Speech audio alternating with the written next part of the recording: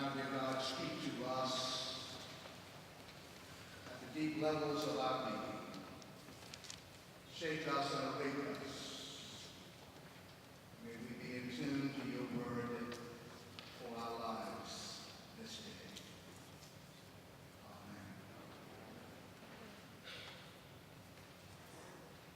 My uncle Wilbur, who lived in Vicksburg, Mississippi, died a number of years ago, knew how to buy the right kind of Christmas gift for his wife.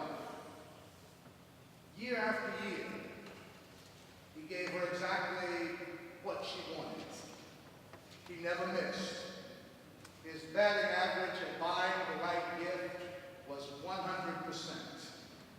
He always knew ahead of time what my aunt was after, his wife wanted, and she opened a package from him. She would find in it precisely what she wanted every time without failing. He knew that when she pulled the ribbon of paper off, it was going to be exactly what she wanted. You say, what was his method? How did he get it right every time? Well, very simple. She went down to the department store downtown, picked out whatever she wanted for Christmas that year, came back, told her husband what it was, down to a complete description of the item. Sometimes she even gave him the model number and the store salesperson to get it from her. Then he would go to the store, do his Christmas shopping, have the thing wrapped in beautiful, bright Christmas paper, and his job is done. No risk, no anxiety, no uncertainty, no surprises. He used the flat foot, the flat iron approach to Christmas shopping.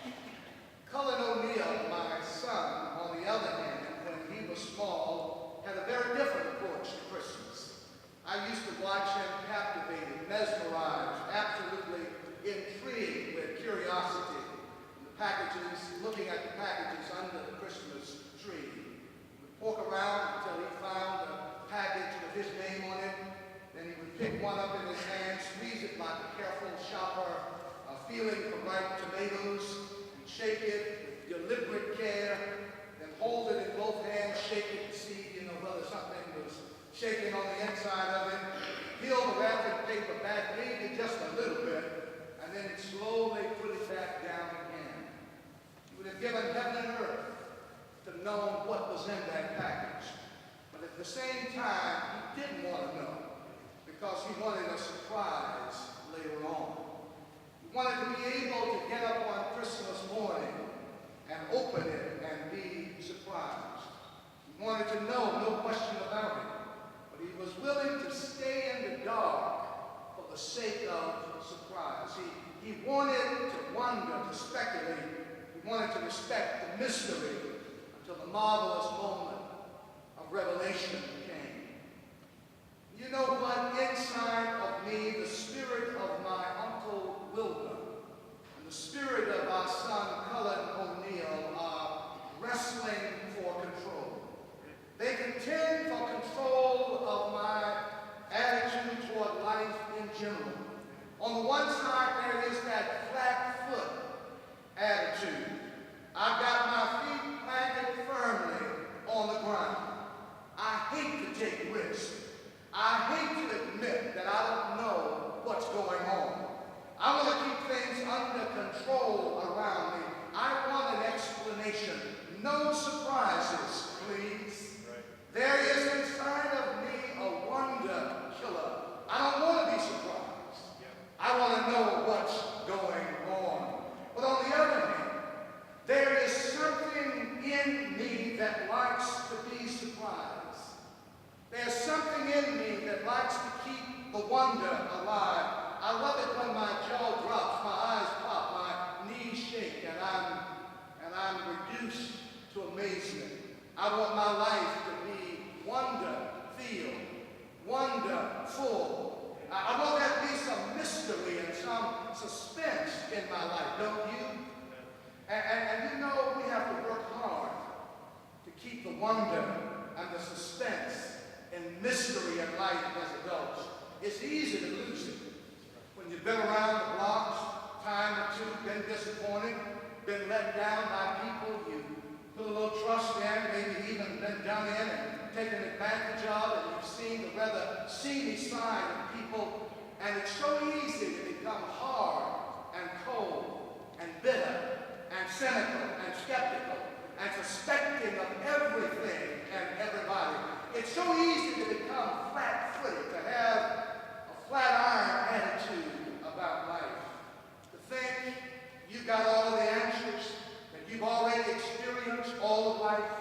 It's so easy to settle into a life of routine and repetition and regularity and ruts. And you do know what a rut is, don't you? A rut, it's a grave with both ends knocked out. No mystery, no suspense, no wonder, no joy, no life. And I wanted to come this morning and remind us, though, that you're really not living, we're really not living unless we're up on our tiptoes. I remember as a child, my folks taking me to the big tent of the circus. Some of the acts in the circus I couldn't see above the heads of the crowd, and so I could stand up and get up on tiptoe. And I had to strain and stretch and struggle to see. And so it is with life. If we're going to experience life in all of its richness and fullness, there are times we've got to stand up and get up on tiptoe and strain and stretch and struggle to see. This, it seems to me, is the message of the text, this 21st chapter of Luke's Gospel. Jesus says to the disciples and to us, and when these things begin to come to pass, then look up, stand up, lift up your heads, for your redemption draws nigh. In other words, get up on your tiptoes. You don't want to miss it. God is getting ready to do a new thing.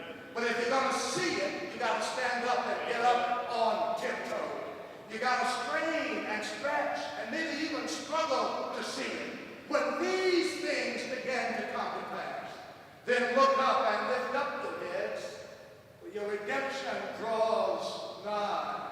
As Jesus neared Calvary and the end of his earthly ministry, he talked with the disciples about the last days, about the end of time.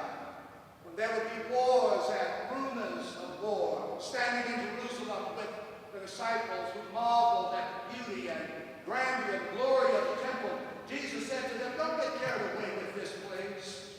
For the time is coming when not one stone here will be left unturned. He goes on to describe the terror and the destruction that would engulf the entire world. Nation shall rise against nation, kingdom against kingdom, kinfolks against kinfolk, parent against child, child against parent. Even the natural order will be disordered. There will be earthquakes and famines and pestilence and fearful sights and great signs in the heavens above and on the earth below. And the faithful will be persecuted. And certainly the times today are very much like the times Jesus described to the disciples on that day in Jerusalem. All around us, we see storms bigger and more deadly than before. Storms and destruction and war and poverty and oppression and starvation and earthquakes and plagues that are afflicting our world, the Middle East and Africa and Asia and Latin America. You name it, atrocities are taking place even in the United States of America, the home of the free, the hope of the huddled masses, the places where no one really has to go to bed hungry at night, but human-caused disaster is everywhere. Consider all that is happening to the poor and the sick who have lost their medical care, to children in awful schools, to their underpaid, often terrified teachers. Think of young men and women who struggle for their educations and now have no work, or older folks who've been laid off, of others trying to make it the best jobs they can get that pay so little. Surely we're not waiting for the end time. Maybe we're already there. But Jesus is saying in this passage that in the midst of all of this, God is trying to tell us something.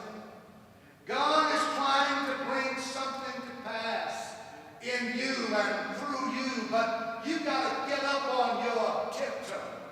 You got to strain and stretch and struggle to see it. When these things come to pass, then look up, for your redemption is drawing near.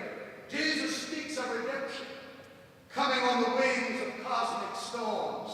The redemption that comes from God will occur only in conjunction with the worst that you can imagine. Because of humanity's sin and disobedience, because of our repeated rejection of God, God has chosen to use our limitation and weakness as the point that God reveals God's strength and power. When the world has reached its worst, it is at that point that God steps in to intervene. Our limitation, our extremity, is God's opportunity. And so when these things begin to come to pass, don't despair, don't give up, don't give way to cynicism and hopelessness, but look up. Get on your tiptoes, for your redemption is drawing near. In a world in which we're constantly being bombarded with negative and bad news, we need some good news. We need some hope. And the good news of the gospel and the good news that Jesus shares with us, even as he prophesies doom and destruction, is that we can and must live life on tiptoe. We don't have to lose the wonder in life. Don't you know there's more to life than you can naturally and normally see? But you got to strain, you got to stretch and struggle sometimes to see it. God is not through with you yet, and God is not through with this old world yet. And when you keep the door open to wonder, even ordinary people around you will take on extraordinary dimensions of mystery. Every person you meet will be a potential eye-opener. You may meet people you do not like, but you will never meet a person that you can take for granted, because wonder kills stereotypes. You can't just put people in categories and slap labels on folks and say, all folks from the Upper East Side are like that, and all folks from the Upper West Side are like that, and all immigrants are like that, and all homeless people are like that. No.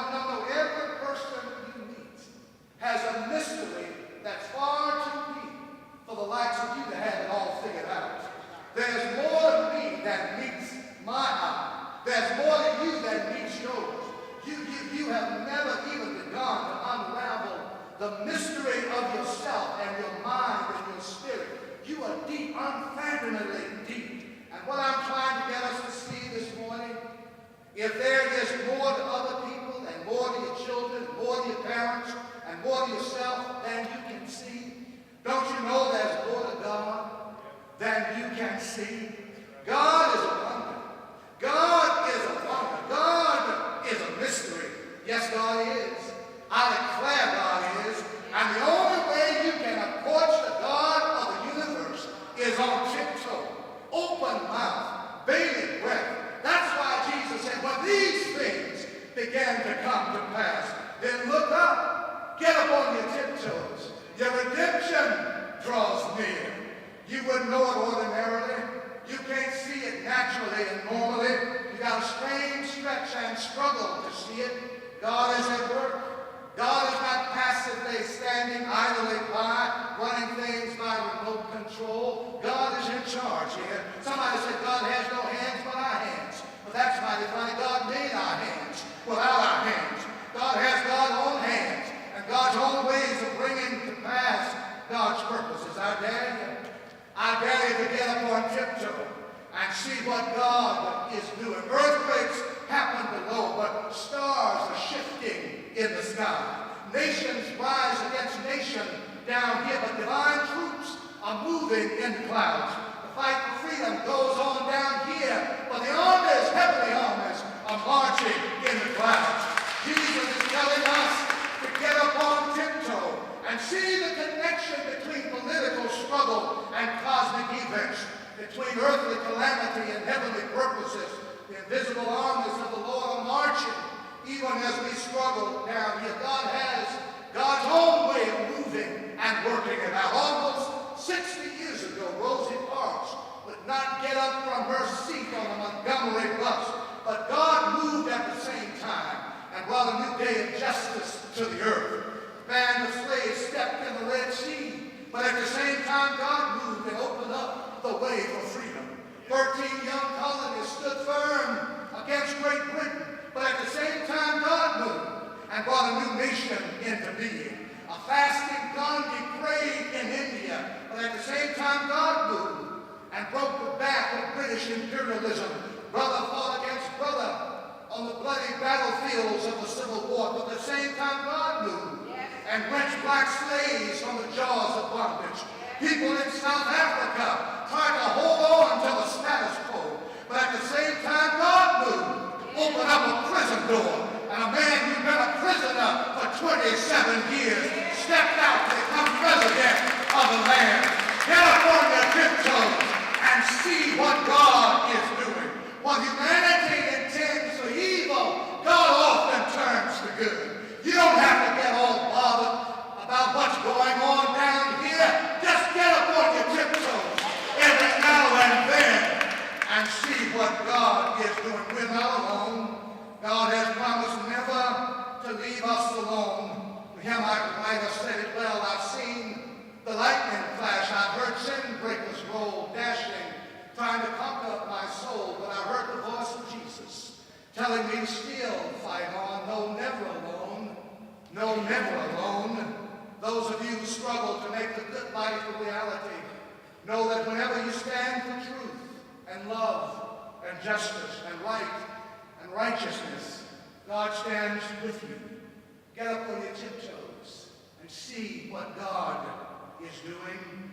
Yes, even with all of the world's problems, all of the injustice, all of the evil and racism and sexism and classism and ageism and homophobia and callousness and greed and suffering and pain, it's tempting sometimes just to lie down and never get up again. How can you testify to the gospel in a massively afflicted world where you're only one person, and a small and insignificant one at that? Roberta Bondi, Dr. Machado quoted on this past Sunday, sums it up. She says, we must remember that no matter how serious or global the problems are, insisting on a big, grandiose solution can only end in despair. She said, we must remember instead that though there are problems all around us, and the hungry, and the collateral damage of war, and victims of storm devastation, the unemployed, undocumented immigrants, it's individuals, single children, men and women who are hungry and sick, out of work, without limbs from bombs that fell on their houses. It is these folks, not abstract categories, that lead my witness. It is tempting to think that nothing really is done for anybody by seemingly small, everyday things when the problems are so systemic. However, the truth is just the opposite. Without the little things, there are no big changes. And so Roberta Bondi says, one day when a brother came to his teacher despairing because he was so far behind in his prayers, he figured he would never catch up. His teacher told him a story. A man had a plot of land that had become a wilderness of thistles and thorns. He decided to cultivate it and said, go to his son, go and clear the ground. But when the son went to clear it, he saw that the thistles and the thorns had multiplied. He thought, how much time shall I need to clear all of this weed, all of these thistles?